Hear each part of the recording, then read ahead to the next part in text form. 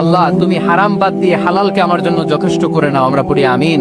আর তুমি ছাড়া কারো কাছে যেন আমার ফরিয়াদ করতে না হয়, আমাকে তুমি অমুখাপেক্ষী বানিয়ে দাও, চিল্লায় পড়েন আমিন। তবে জীবন বাঁচানোর জন্য হারাম খাওয়া যায় যতটুকু না হইলে না। আমাকে যদি প্রশ্ন করেন হুজুর মদ খাওয়া যায়, উত্তর হচ্ছে না, হারাম। কিন্তু একজন যদি বলে হুজুর আমি তৃষ্ণায় গলা ফেটে যায়, 3 দিন ধরে এক ফোঁটা পানি গলা দিয়ে পড়ে নাই, মরুভূমির মাঝখানে দেখলাম এক বোতল লেখা অ্যালকোহল, মদ খাওয়া যাবে? তখন উত্তর হচ্ছে যাবে। যতটুকু খাইলে আপনার জান বেঁচে যাবে, সুযোগ পেয়ে গটগট করে পুরোটা খাইতে পারবেন না, ঠিক কিনা? এজন্য বিষ্ণু ইসলাম দোয়া করতেন, আল্লাহুম্মা কফিনি বিহালালিকা আন হারামিক ওয়া আগনিনি বিফাদলিকা আম্মান সিওয়াক। আজকের আলোচনার বিষয় হালাল এবং হারাম। আলোচনার বিষয় হালাল এবং হারাম, দুই রাস্তা। হালাল চলে গেছে এইদিকে, হারাম গেছে এইদিকে। আমরা যাব কোন দিকে? ডান দিকে। হালাল খুব বরকতময়, হালালে বরকত বেশি, হারামে বরকত নাই। বিশ্বাস করেন? 1 কোটি টাকা ইনকাম মাসে। কয় কোটি?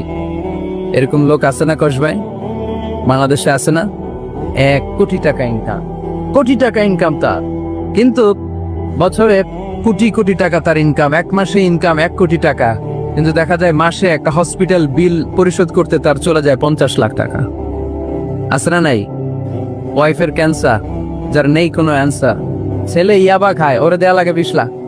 বাড়ি ভাড়া, খাওয়া দাওয়া ইত্যাদি খরচ শেষে দেখা যায় মাস শেষে আরো 20 লাখ ঋণের মধ্যে পড়ে আছে না নাই?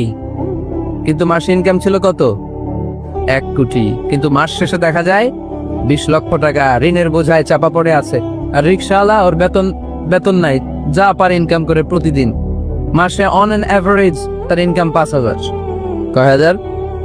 1,000 চলে যায় ওর যে ছুপড়ির বেড়া, ওই বাড়ির ভাড়া দিতে। 1,000 চলে যায় ওর খাওয়া, 1,000 চলে যায় চিকিৎসা, 1,000 চলে যায় ছেলেমেয়েদের পড়াশোনা, আনুষঙ্গিক আরো 500, মাস শেষে আরো থেকে যায় 500। 1 কোটি টাকা ইনকাম করেও 20 লক্ষ টাকা ঋণের বোঝায় চাপা পড়ে আছে। আর 5,000 টাকা ইনকাম, মাস শেষে কত থাকে? 500। কারণ ওর পুরো ইনকামটাই হালাল। ওর পুরো ইনকামটা কি? আর হালালে বরকত ঢুকায় দিছে কে?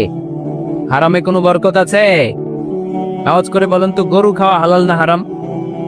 কুকুর খাওয়া? কুরবানিতে কি জবাই হয়? সুন্নতে খাতনার অনুষ্ঠানে, বিয়ের অনুষ্ঠানে, প্রতিদিন কসাইয়ের দোকানে, কোথাও কুকুর জবাই হয়? গরু বা গাভী বছরে বাচ্চা দেয় কয়টা? একটা। আর কুকুর দেয় কয়টা? 7টা, 10টা, 11টা। জন্ম নিয়ন্ত্রণ নাই তো, দেদারসে দিচ্ছে, ফ্যামিলি প্ল্যানিং নাই তো। দেখেন, গরু বাচ্চা দিল কম, কুকুর বাচ্চা দিল বেশি।